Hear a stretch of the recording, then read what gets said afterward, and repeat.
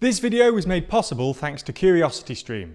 Watch TLDR ad-free and get exclusive videos, and soon the daily briefing. Sign up to the CuriosityStream Nebula bundle deal at curiositystream.com/TLDREU.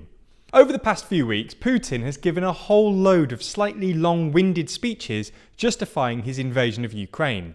He's talked about the shared ethnic heritage of the Russians and the Ukrainians, NATO's eastward expansion, and even claimed genocide against ethnic Russians in Donbass. But the argument that has particularly confused Western audiences is Putin's claim that Ukraine is run by neo-Nazis. After all, Zelensky himself is Jewish, and the far-right coalition got just 2.5% of the vote in the 2019 parliamentary elections. So in this video, we thought we'd try to figure out whether there really are Nazis in Ukraine, or whether it's all just Kremlin propaganda.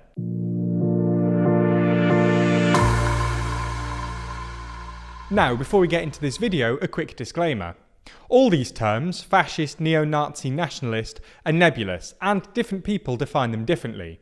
So, in order to mitigate any semantic confusion, for the most part, we're going to use the term far-right as a sort of catch-all umbrella term, and you can decide for yourself about whether the groups described are neo-Nazi or fascist. We're going to split this video into two parts. First, we're going to do a quick overview of the far-right in Ukraine and explain their origins. Second, we're going to look at how much power they really have in the country, whether they secretly control the government, as Putin says, or whether they're just your usual bunch of maligned hooligans. So let's get into the first bit of the video, a quick overview of the Ukrainian far-right. Now, as is the case with the far-right in any country, it's difficult to generalise. There are lots of different far-right groups in Ukraine, all with their own little subcultures. But the preeminent far-right group in Ukraine are clearly Azov. If you've been doom-scrolling Twitter since the invasion began, you've probably seen one of their videos. They're usually of Ukrainian soldiers taking Russian military equipment, or Ukrainians firing on Russian positions. Azov began as a volunteer battalion back in 2014.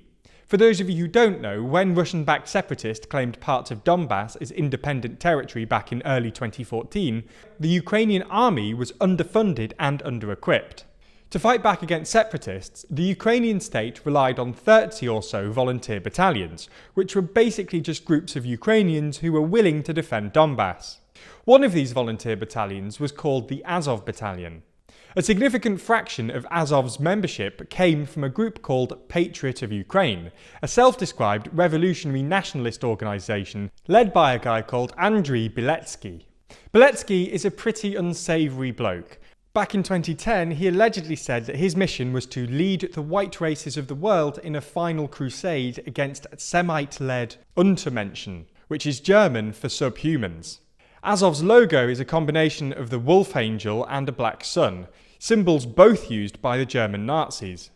Anyway, Azov were, and are, a remarkably effective fighting force. They helped Ukrainian forces retake Mariupol in June 2014 and gained a reputation for brutality amongst Ukrainian and Russian-backed separatists.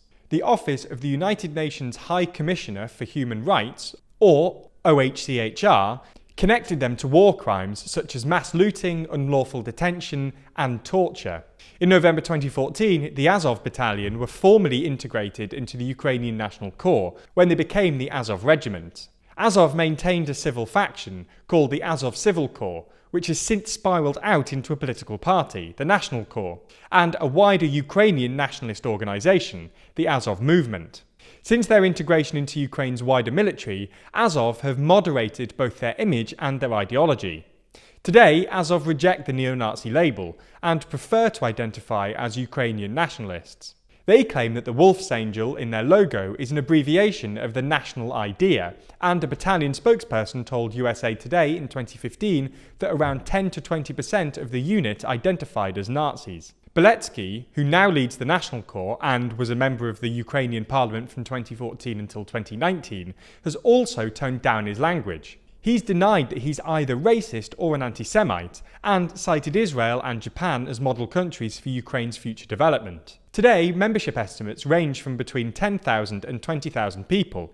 So, on to the second bit of the video. How powerful are Azov? Well, they're at least tolerated by the Ukrainian government. Open Democracy claimed that Azov had established political control of Mariupol, and in January 2018, Azov rolled out its National Druzhyna Street Patrol Unit, a sort of vigilante police force which pledged to restore Ukrainian order to the streets. Azov members have destroyed traveller settlements and interrupted left-leaning cultural events, like academic lectures and Women's Day marches. They stormed a municipal council and forced legislators to pass a delayed budget. For the most part, Ukrainian police forces have stood on the sidelines and let them do what they want. In 2019, the Kyiv government even announced that the National Druzhyna would be used to monitor elections. So how come they're tolerated by the government? Well, they've been helped by their connections. Arsen Avakov, Ukraine's interior minister, used to be the regional governor in Kharkiv.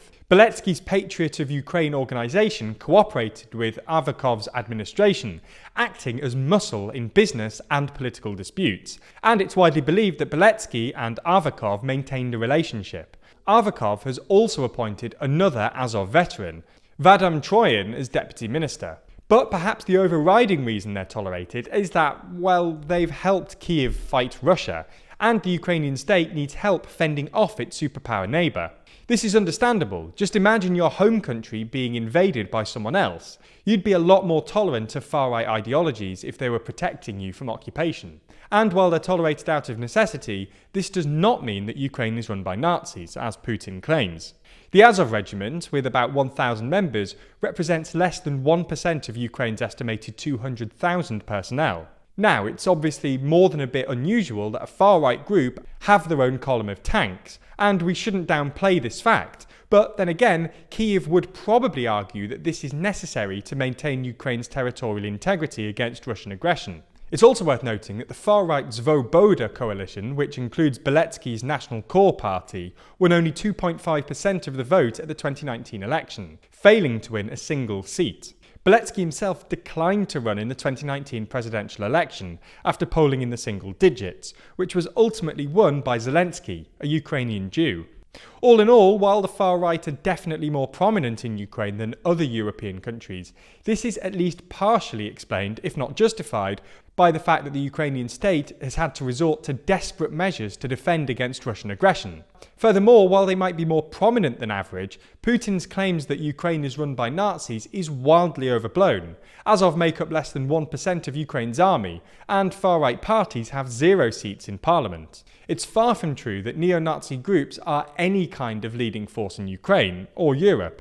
When it comes to who Europe's leader is, though, that's a tough one to work out. As we dive into in our other video, we tried to unpick who the real leader of Europe is. Von der Leyen, Scholz, Macron, or someone else. Well, check out that video exclusively on Nebula, the streaming service my creator friends and I have teamed up to build, where we don't need to worry about demonetization or the algorithm. Over there you can find all of our latest videos ad-free, a bunch of content exclusive to Nebula, and from next week, the return of the extended daily briefing. It's not just us either, all of our favourite educational creators are already there, like Wendover Productions, Real Life Law, Polymatter, Legal, Half as Interesting, and many more. But wait, we said this video was brought to you by CuriosityStream, right? Well, as a platform full of the best documentaries online, they naturally love educational creators like us. As such, we've worked out a deal whereby if you sign up for CuriosityStream using the link in the description, you'll also get free access to Nebula. That's not just a trial either, you'll get access for as long as you're a member. To make things even better, for a limited time, they're offering a deal where you can get 26% off their already low price, making an entire year of both services less than $15. Less than $15 a year for all your favourite educational creators, as well as superb documentaries on CuriosityStream. Signing up at curiositystream.com/TLDREU or clicking the link below not only gets you the deal, but also directly supports TLDR and educational content on the platform more generally, as well as getting you original content, the extended daily briefing, and an ad-free experience.